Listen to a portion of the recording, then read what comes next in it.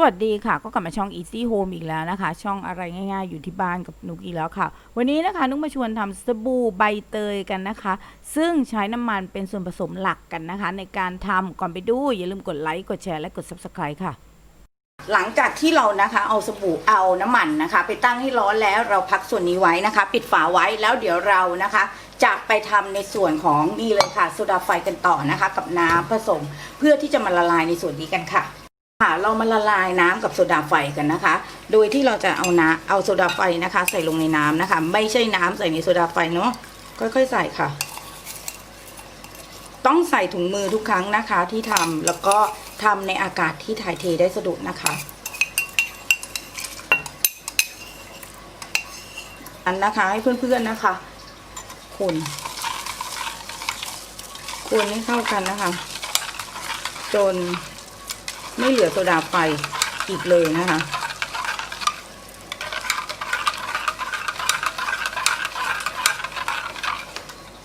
คนแล้วหมั่นดูด้วยนะคะว่ามีเศษโซดาไฟเหลืออยู่ไหมนะคะเพราะว่าเศษโซดาไฟมันจะ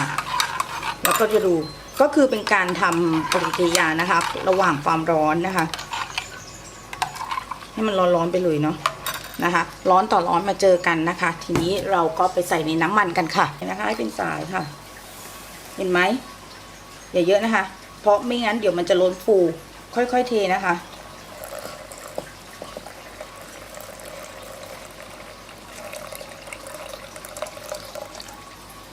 เอาละเราจะเห็นว่ามันจับตัวเห็นไหมในลักษณะอย่างนี้นะคะตีกันค่ะแล้วแรปปิดไว้นะคะจะตีกันเลยค่ะ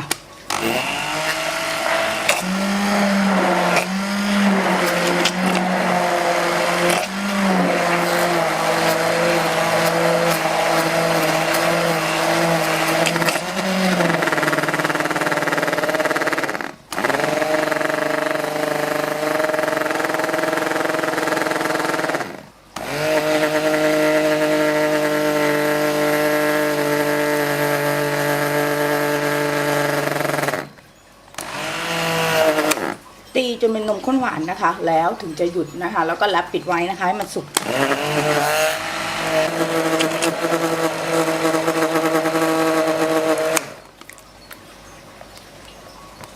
มันเริ่มหนักขึ้นเลยเห็นไหมแต่ขนาดนี้ไม่ได้นะคะเดี๋ยวเราจะตีค่ะลอยข้างหน้ามันจะลอยเหมือนกะทิอย่างนี้แล้วใช่ไหมนี่เห็นไหมมันจะแยกชั้นกันชัดเจนอย่างนี้ใช่ไหมคะ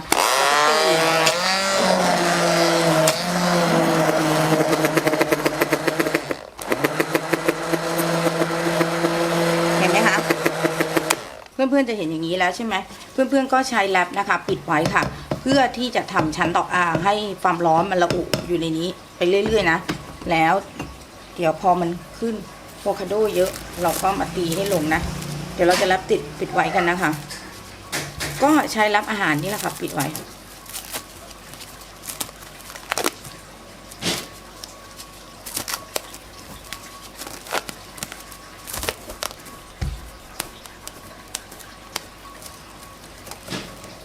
มันจะร้อนมากเลยนะมืออย่าไปโดนนะ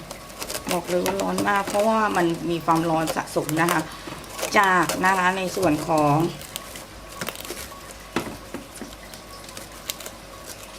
ในส่วนของนะคะ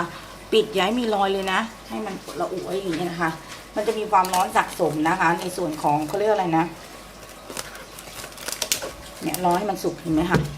นี่แล้วเดี๋ยวเราค่อยตีลงไปเรื่อยๆจะเห็นว่าสบู่มันเริ่มสุกแล้วเนาะทีนี้เดี๋ยวนุกก็จะ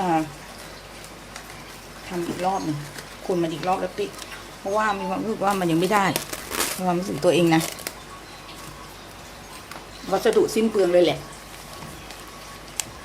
นี่นะคะแล้วก็คุณลงเพราะมันยังสุกไม่หมดอ่ะมีความรู้สึกอย่างนั้นมันยังเจลไม่หมด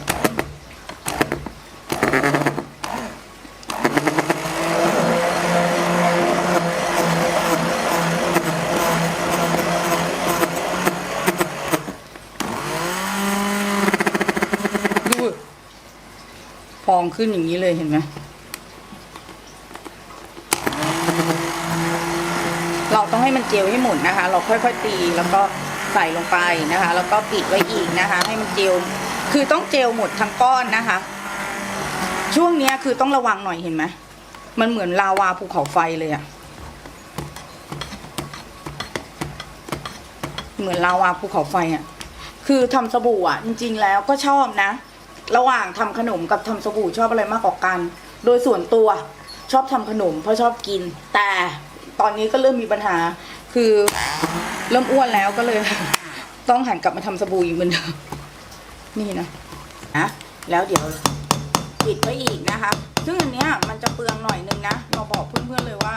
ซื้อร้าน20 บาทก็ได้หรือแมคโครก็ได้แมคโครจะถูกอันเนี้ยควรใส่ถุงมือแล้วก็แว่นตาทุกครั้งนะคะแว่นตาที่เขาใช้สำหรับแว่นตาก่อสร้างอะอย่างนั้นนะมันจะกันเข้าลูกตาได้ดีมากนะคะเพราะว่ามันก็มีส่วนผสมของโซดาไฟเนาะถ้าการเข้าลูกตาก็อันตรายนะมันจะรับพอดีอันนี้20 บาทอันนี้ซื้อที่ร้าน20 บาทเดี๋ยวเราจะให้มันเจลทั้งก้อนนะคะแล้วเดี๋ยวเราจะไปเตรียมนะคะ ในส่วนของสารสกัดนะคะ รวมถึงนะคะ น้ำคั้นใบเตยสดกันนะคะ เดี๋ยวเราไปเตรียมในส่วนต่อไปกันค่ะนี้นะคะอีกส่วนหนึ่งเราก็ใส่ไทเทเนียมออกไซด์ลงไปนะคะคนให้ทั่วเลยค่ะเหมือนผัดอะปึ๊บให้ไทเทเนียมออกไซด์นะคะซึมเข้าไปในเนื้อสบู่ให้ทั่วเลยนะคะ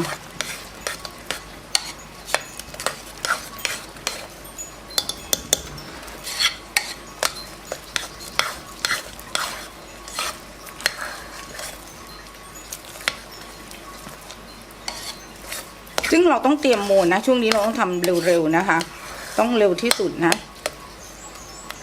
เอาละค่ะเดี๋ยวเราเตรียมโมนกันค่ะง่ายๆแยกส่วนหนึ่งนะคะใส่สีเขียวก็คือสีของน้ำคั้นใบเตยนะคะเราจะใส่ใบเตยลงไปก่อนลองโมนด้วยใบเตยนะคะ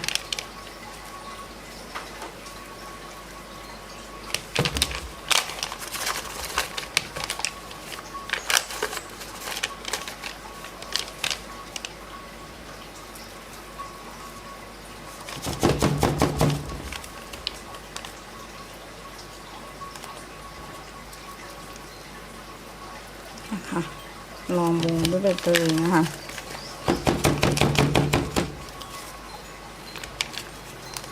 หลังจากนั้นนะคะให้เราใส่สีขาวลงไปค่ะใส่ลงไปเยอะๆเลยอันนี้แล้วแต่จินตนาการของแต่ละคนนะคะเพราะว่าจินตนาการของแต่ละคนจะไม่เหมือนกันเนาะในช่วงนี้สบู่จะสวยได้มันอยู่ที่จินตนาการของแต่ละคนนะบอกเลยนะคะบางคนทำลายสวยมากว่าวังอลังการมากนะคะซึ่งมันก็จะเป็นเทคนิคขั้นสูงเข้าลงไปอีกอย่างเช่นทำอย่างไรให้เป็นพระจันทร์อะไรอย่างเงี้ยนะคะพยายามนะคะว่ามันต้องดูดีค่ะก็คือว่าไหนที่มันไปอย่างนี้ก็ต้องใช้ช้อนนะคะก็จับเพราะอื่นแล้วมันไม่จับนะถ้ามันไม่จับมันไม่จับนะคะต้องหมดเลยนะคะทำงานของเราอันนี้ใส่ได้ไม่ทำงานเลยนะเพราะว่าสีมันเลยอยู่ตรงนี้นะนี่ก็เป็นค่ะ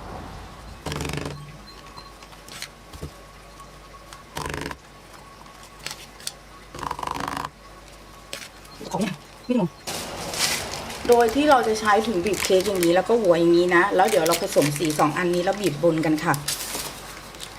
จะเริ่มบีบกันนะจะใส่ถุงมือก็ได้นะนุ่งไม่ถนัดแล้วนะตอนนี้รีบเพราะว่าเดี๋ยวมันจะแข็งหมดนะคะนี่นะคะเราบีบออกมานะคะสีมันก็จะเป็นประมาณนี้เหมือนเราบีบเค้กอะค่ะเห็นไหมสีมันก็จะผสม2 สีนะคะอยู่ในเนื้อเท็กเจอร์เดียวกันเนาะ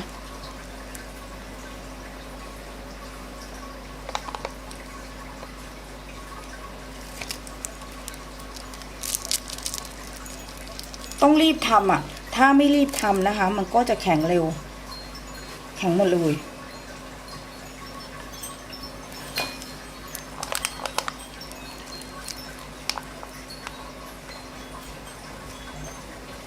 พอแข็งแล้วมันจะบีบไม่ได้ค่ะ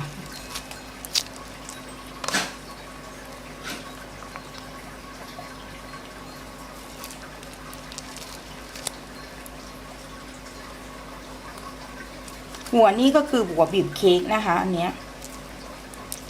หัวเป็นหัวแบบบีบคัพเค้กนะคะอันนี้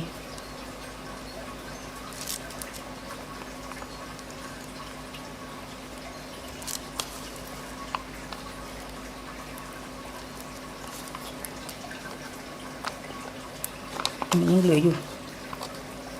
ใส่ไป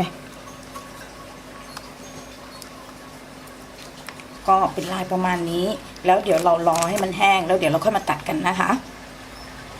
เราจะได้อย่างนี้แล้วนะคะเช้านี้เราก็จะมาตัดกันนะคะ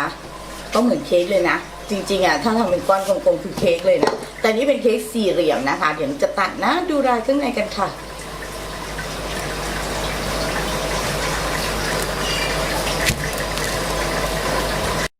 เราจะตัดกันนะคะ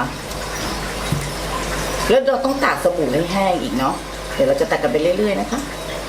ค่ะก็เสร็จไปแล้วนะคะสำหรับสบู่ใบเตยแบบทำง่ายนะคะช่วยในเรื่องฝ้ากระนะคะได้ดีมากๆเลยนะคะสำหรับคลิปนี้นุกและทีมงาน Easy Home ทุกคนหวังว่าคงเป็นประโยชน์กับเพื่อนๆไม่มากก็น้อยนะคะถ้าชอบคลิปนี้อย่าลืมกดไลค์พวกเราด้วยค่ะและที่สำคัญนะคะอย่าลืมกดแชร์ค่ะเพื่อบอกต่อคลิปดีๆเราเจอกันใหม่คลิปหน้าสวัสดีค่ะ